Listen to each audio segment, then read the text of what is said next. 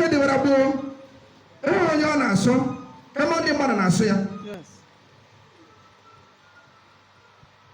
na ụmụ omume be nna ga bụrụ ihe ọjọọ. Obodo ọbụla Chineke kere nyere ha usoro, o nyere ha ntọala. Ile anya n'ụwa niile obodo ọbụla na-eso ntọala be ha ihe na-agara ha karịa.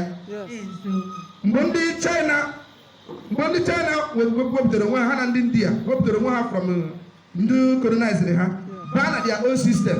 Tata onye na-eme ihe si aga India even ma ndị pastor sef with the anointing ha, with prayer ha, with the fasting and prayer ha nwee kidney failure, heart failure, ha agawa na ndị India anọ nta asị na anaghị ekpere Chineke na ama ha Chukwu.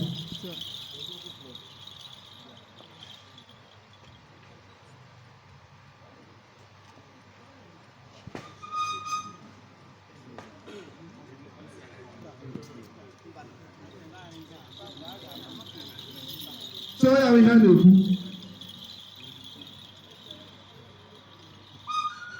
So ihe niile nwere usoro.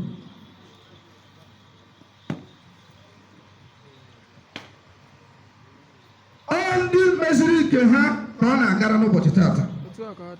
Ihe mere ọtụtụ ndị mmadụ ji ahapụ obodo a gbaga obodo ọzọ bụ ka obodo meziri ike ha. Ọ ya mere de na anyị nwa na onwe anyị hapụ nke anyị na-alado nsogbu na-adị, afụfụ na-adị. Onye si n'ụka nke ya amaghị n'ụka nke, onye si n'ụka nke ya apụta ya amaghị n'ụka nke. Enweziri new language dị n'isi, if church cannot change you, change church. A na-echenji si enweghị ha na ọrụ ọhazirube ka ọ ya bụ ọrụ ihe mena ọ na-ahụ ga-agbakọta aka ọnụ gbata so usoro dị mma. Anyị gara ịbụ ndị a na-eji were atụtụ njoloko. Ihe ọgụgụ ahụ ọzọ lebekwara akara anya na iji ozu tụjọ njoloko, and ya anyị kwuru si na onye ejiri ozi ya tụjọ njoloko ọ na-ahịa ahụ elu ụwa. Rest in peace ahụkwa ahụ maka onye nọ na machụarị. Eme ihe ọ na ndị mmadụ nọ na machụarị a na-edere ya rest in peace. Onye ọ nọ na machụarị enweghị ihe dịka rest in peace.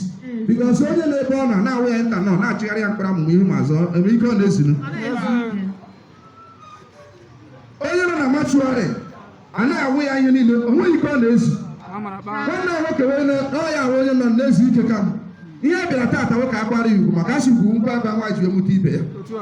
E mere ihe mere ndị Igbo ji wee sị na ọ kasịsị mma na mmadụ nkaracha